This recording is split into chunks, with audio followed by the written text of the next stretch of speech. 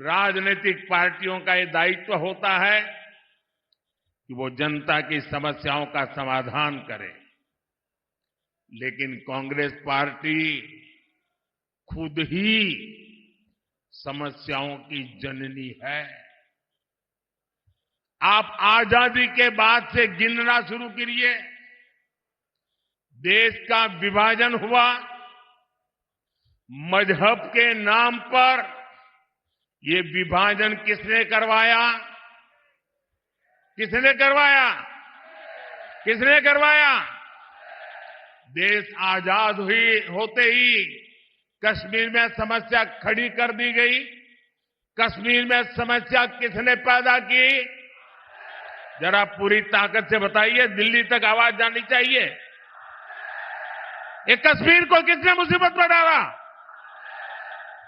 हमारे आसपास ही दुनिया के कई देश आजाद हुए, वो हमसे कहीं आगे बढ़ गए, लेकिन हमारा भारत पिछड़ता गया। तब ज्यादातर समय देश में किसकी सरकार थी? देश दशकों तक आतंकवाद का शिकार रहा। आए दिन कहीं भी बम ब्लास्ट हो जाते थे।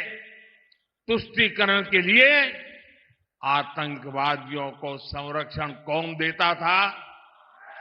आतंकवादियों को संरक्षण कौन देता था? देश में नक्सलवाद जैसी समस्या इतनी विकराल हो गई। ये लाल आतंक किसकी देन था? किसकी देन था? इसने भाजपा की स्थिर और मजबूत सरकार देखी है। हमारी सरकार की सबसे बड़ी प्राथमिकता रही गरीब का कल्याण।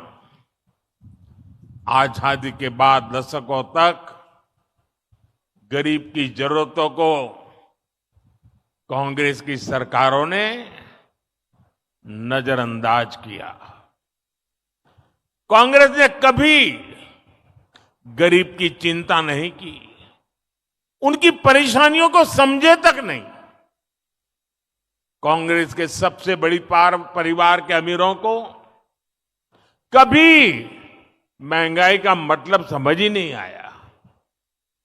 आपने 2014 में गरीब के इस बेटे को देश की सेवा का अवसर दिया।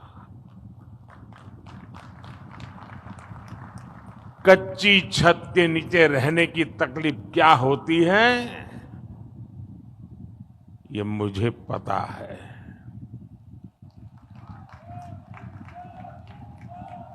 जब घर में राशन नहीं होता तो एक मां पर क्या बीतती है, ये मुझे पता है। जब दवा खरीदने के लिए घर में पैसे नहीं होते तो बेबसी कितनी ज्यादा होती है, ये मैं जानता हूं। और इसलिए मैंने ठाना कि जब तक गरीब की हर चिंता दूर नहीं करूंगा, मैं चैन से नहीं बैठूंगा।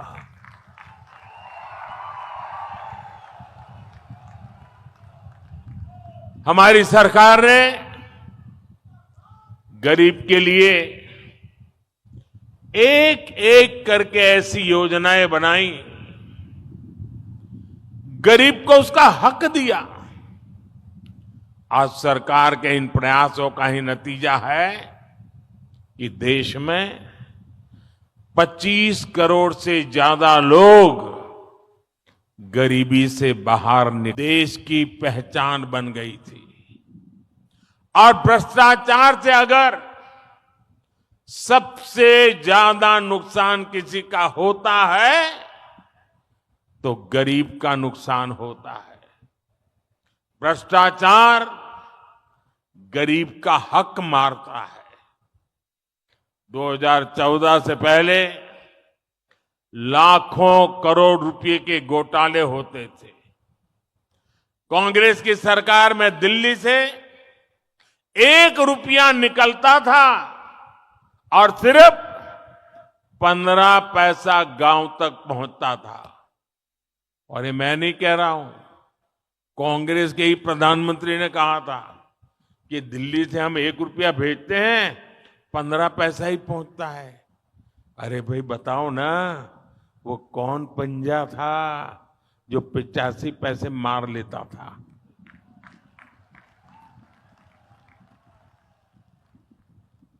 मोदी ने कांग्रेस की लूट की ये पूरी व्यवस्था, मैंने इसको बंद कर दिया है। भाजपा सरकार ने अपने 10 साल में 34 लाख करोड़ रुपए, आंकड़ा याद रखिए, 34 लाख करोड़ रुपए सीधे लाभार्थियों के बैंक खाते में भेजे हैं। दिल्ली से 1 रुपया भेजा, पूरे 100 पैसे गरीब के खाते में जमा हो गए। रुपया 1 भेजो, 15 पहुंचे, 85 पैसा गायब हो जाए, वो जादू का खेल बंद हो गया।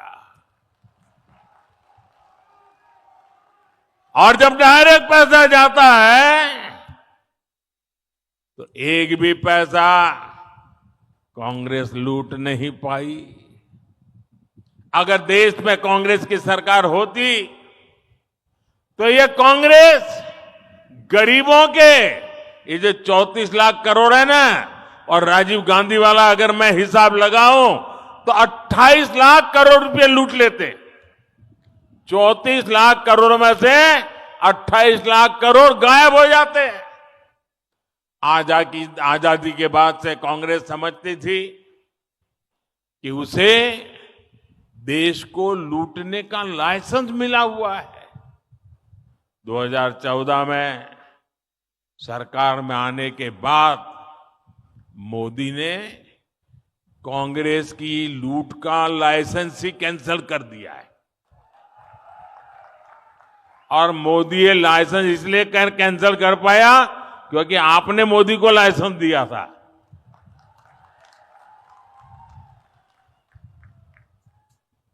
अब आप बताइए, जब उनकी दुकान बंद हो गई, लूटने का लाइसेंस चला गया, तो मोदी को गाली देंगे कि नहीं देंगे? देंगे कि नहीं देंगे? तो मेरी रक्षा कौन करेगा? मेरी रक्षा कौन करेगा? मेरी रक्षा कौन करेगा? ये मेरे कोटि कोटि देशवासी ही